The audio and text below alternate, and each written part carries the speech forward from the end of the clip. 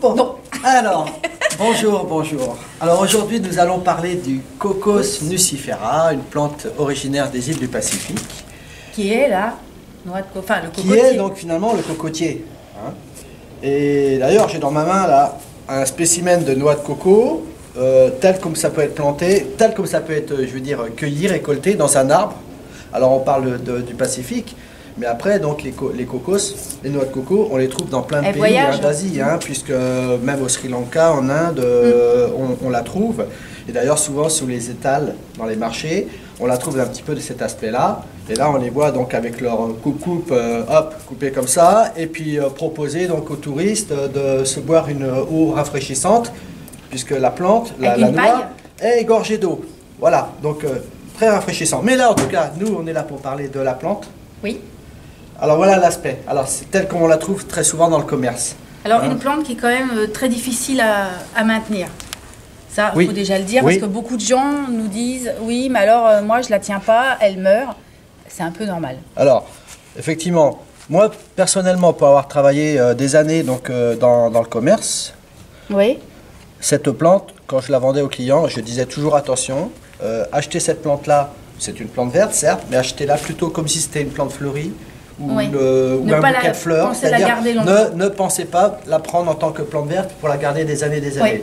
Voilà, il faut considérer que ça va être une curiosité chez vous de voir donc une graine comme ça qui germe, qui donne donc une plante, mais n'espérez pas trop en tout cas en obtenir une plante qui va faire 2 mètres de hauteur, qui va devenir un vrai grand palmier. Alors, il y a une possibilité effectivement de la garder, mais on expliquera enfin. Nous, on ne l'a pas fait. Nous, on vous explique simplement l'entretien. Pour la maintenir le plus longtemps chez vous. Possible. Et après, on vous donnera 2-3 petites astuces si vous voulez tenter les expériences qu'on a vues marquées dans les livres, mais que nous n'avons pas tenté. On n'a pas fait.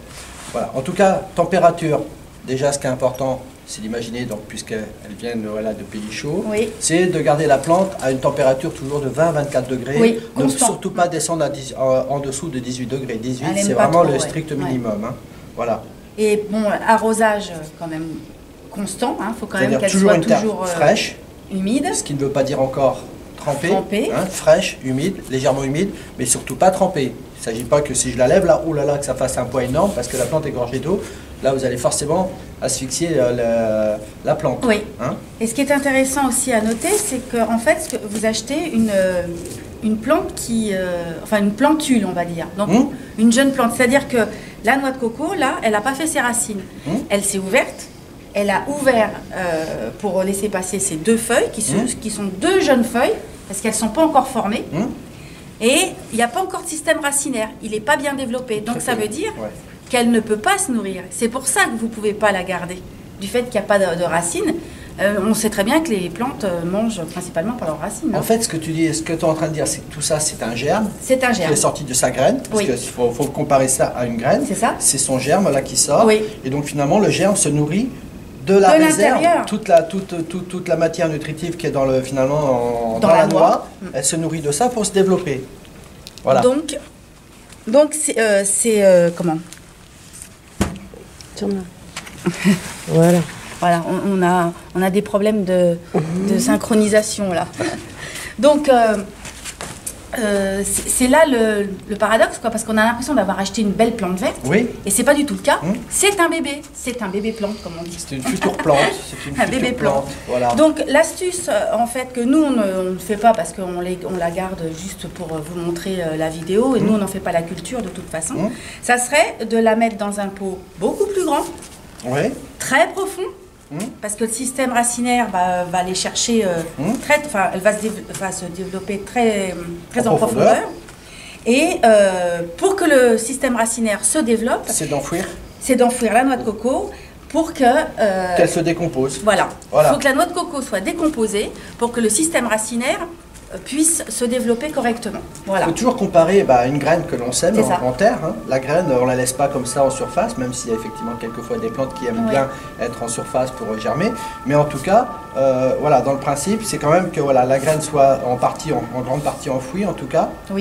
Il faut qu'elle se décompose. Et en se décomposant, là, donc le système racinaire va lui réellement se développer. Voilà.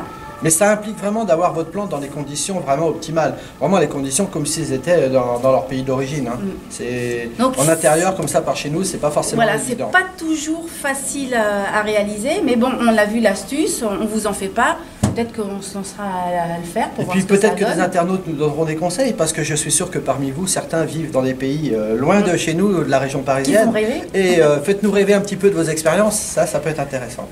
Voilà.